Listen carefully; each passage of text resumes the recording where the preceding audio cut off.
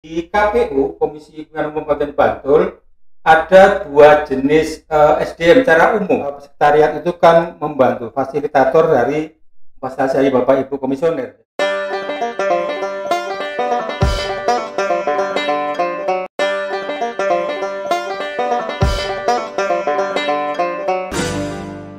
Assalamualaikum warahmatullahi wabarakatuh. Shalom, Om Swastiastu, Namo Buddhaya, salam kebajikan.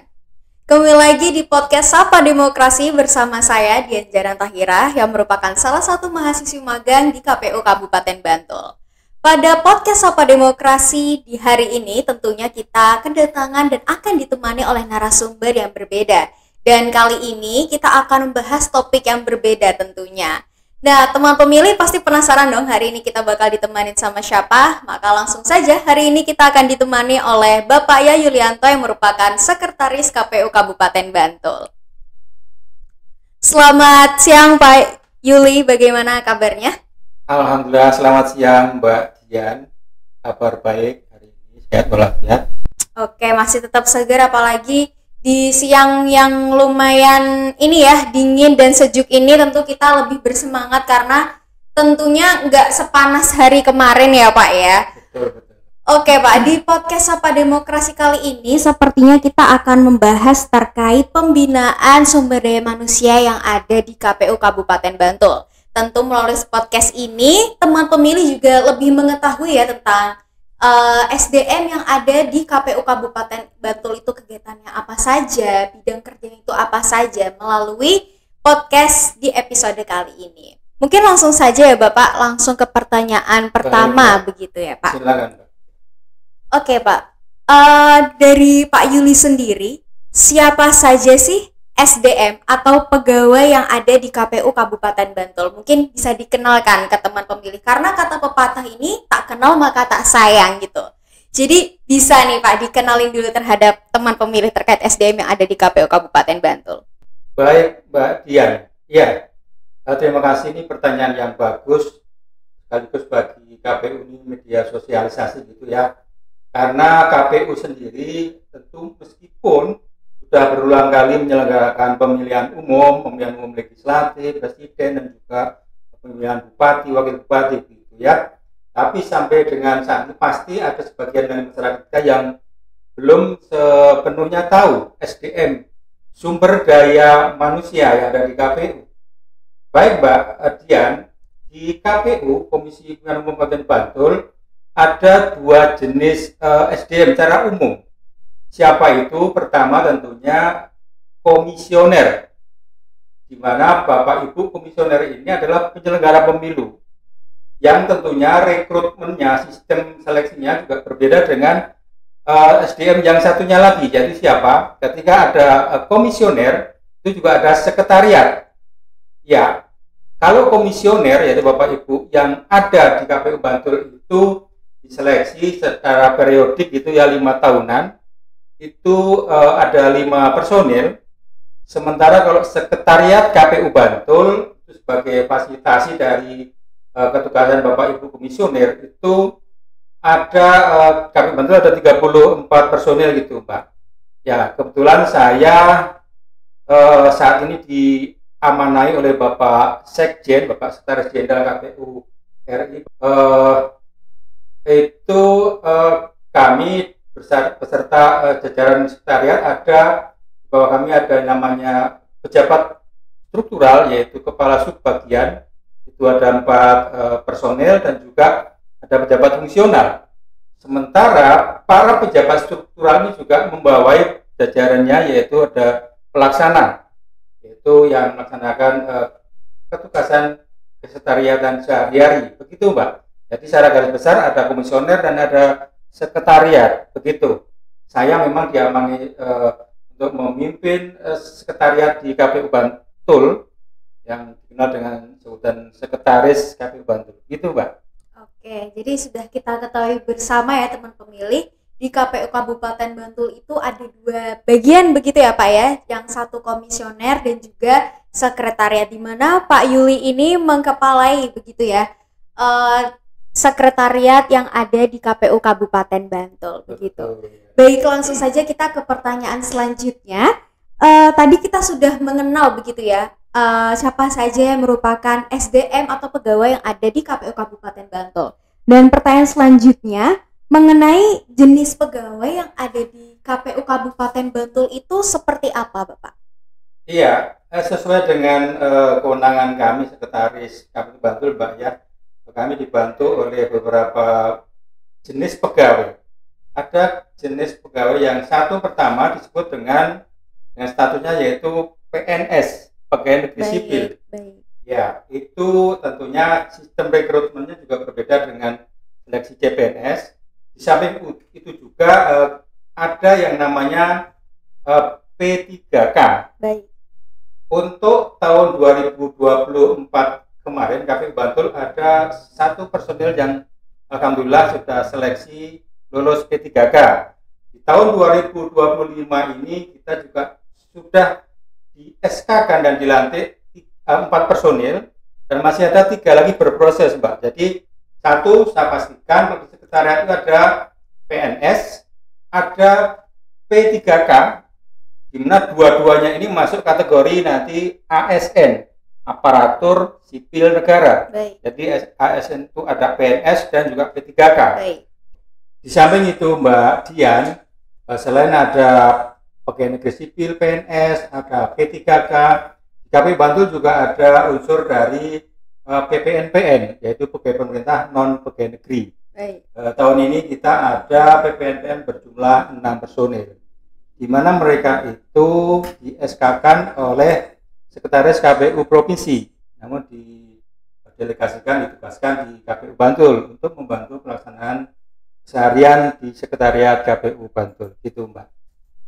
Baik, sudah cukup jelas juga ya terkait jawaban Pak Yuli terkait pegawai yang ada di KPU Kabupaten Bantul itu jenisnya ada apa saja begitu. Baik Pak, untuk pertanyaan selanjutnya, bagaimana sih Pak struktur organisasi yang ada di KPU Kabupaten Bantul? Ya, Mbak Dian, bahwa di Sekretariat KPU Bantul sesuai dengan peraturan KPU nomor 21 tahun 2023 itu tentang perubahan kedua dari PKPU nomor 14 tahun 2020, yaitu tentang tugas fungsi dan struktur organisasi tata kerja di Sekretariat KPU, Sekretariat KPU RI, Sekretariat KPU Provinsi dan Sekretariat KPU Kabupaten Kota gitu ya. Di KPU Bantul berdasarkan PKPU 21 tersebut bahwa kita ada sekretaris merupakan pimpinan dari seluruh sekretariat, di mana kami juga ada struktur di bawahnya, ada 4 kepala subbagian. Di samping pejabat struktural ada juga pejabat fungsional, yaitu 1 pejabat fungsional tata kelola pemilu begitu ya. Dan dari masing-masing kasubag tadi tentunya membawahi beberapa staf, baik yang terdiri dari tadi PNS, PPNPN maupun P3K itu strukturnya. Jadi kalau ada di dalam struktur itu ada garis komando dan garis koordinasi, Mbak. Jadi betul. Kalau garis komando atau garis instruksi gitu ya, itu sekretaris tentunya memberikan komando, memberikan instruksi, memberikan perintah kepada kasubag, 4 kasubag termasuk 1 pejabat fungsional tadi. Sementara kalau antar kasubag itu ada namanya garis koordinasi gitu. Baik. Dan juga kalau kasubag ke pelaksana atau staf itu juga nanti sifatnya perintah gitu atau komando begitu. Itu Mbak Dian. Baik, tadi sudah dijelaskan ya bagaimana struktur organisasi yang ada di KPU Kabupaten Bantul. Baik Bapak, pertanyaan selanjutnya ini juga masih berkaitan terkait pertanyaan ketiga, yaitu apa ketugasan dan wewenang pegawai atau SDM yang ada di KPU Kabupaten Bantul yang sudah dijelaskan oleh Pak Yuli sebelumnya begitu? Iya, dalam peraturan KPU nomor 21 tahun 2023 itu tadi sudah kita sampaikan bahwa struktur tentunya ada ikutannya yaitu tugas dan kewenangan.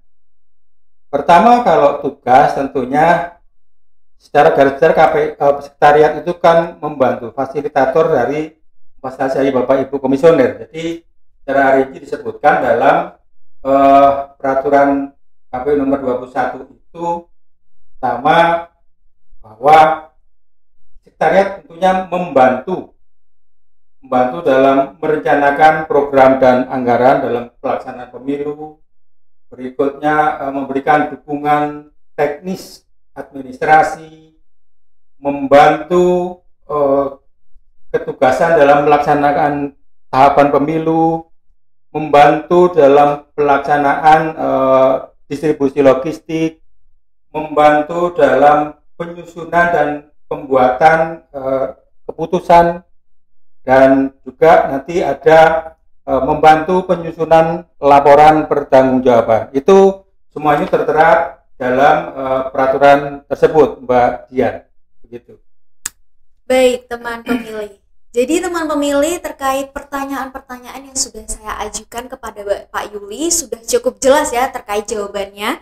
Yang pertama terkait siapa saja, lalu jenis pegawainya itu seperti apa, lalu bagaimana struktur organisasinya, serta tugas dan wewenang dari setiap bagian yang ada di KPU Kabupaten Bantul itu apa saja.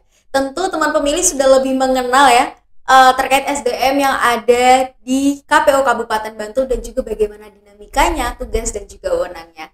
Baik teman pemilih, tidak terasa perbincangan kita sudah cukup ya Pak, sampai di sini sudah terjawab secara menyeluruh dan teman pemilih sudah mengenal lebih dekat terkait KPU Kabupaten Bantul. Oke Pak, untuk sebagai penutup dari Pak Yuli sendiri ada pesan-pesan atau closing statement begitu untuk teman pemilih?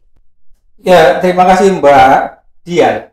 Sedikit saya tambahkan, tadi ada sedikit ketinggalan. Tadi kan pertanyaannya tugas dan kewenangan. Betul. Kewenangannya itu Mbak Dian ya, sekretariat itu melaksanakan pengadaan dan juga pendistribusian logistik. Baik. Dan juga kita melaksanakan administrasi kepemiluan, melaksanakan ketatausahaan dan juga melaksanakan administrasi kepegawaian. Baik. Nah, itu kewenangan yang juga termaktub dalam peraturan KPU nomor 21/2023.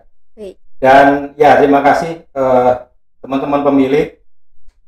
Kami dari Sekretariat KPU Bantul, khususnya ini di Sapa Demokrasi gitu ya. Tentunya kami terus berharap mari sama-sama sebagai warga Bantul khususnya terus kita memberikan kontribusi nyata, tentunya sesuai dengan kapasitas, sesuai dengan kewenangan dan juga otoritas masing-masing. Seperti halnya tadi ditanyakan oleh Mbak Dian bahwa tugas kewenangan itu tentunya diatur, maka kami juga ya sebatas tugas dan kewenangan untuk selalu mengoptimalkan SDM kami. Saya yang diberi percaya oleh Pak Sekjen juga melalui pendelegasian Bapak Sekretaris KPU DIY, kami diberi kewenangan untuk membina, memberikan support, memfasilitasi untuk dalam rangka kontribusi nyata dalam rangka yang mewujudkan demokrasi di KPU Bantul khususnya gitu. Umumnya tentunya ya KPU secara nasional gitu. Betul. Itu Mbak Dian. Semoga dengan podcast ini memberikan ya sedikit pencerahan yang bermanfaat bagi Bapak Ibu semua pemirsa. Khususnya apa sih SDM KPU, karena di KPU itu sedikit berbeda dengan stakeholder lain gitu. Baik. Struktur maupun ketugasan dan sebagainya. Gitu Mbak Dian, terima kasih. Baik teman pemilih, sudah saatnya saya Dian Janan pamit undur diri untuk mengakhiri podcast Sapa Demokrasi kali ini. Sampai jumpa di episode Sapa Demokrasi berikutnya. Assalamualaikum warahmatullahi wabarakatuh. Shalom, Om Swastiastu, Namo Buddhaya, salam kebajikan, salam demokrasi.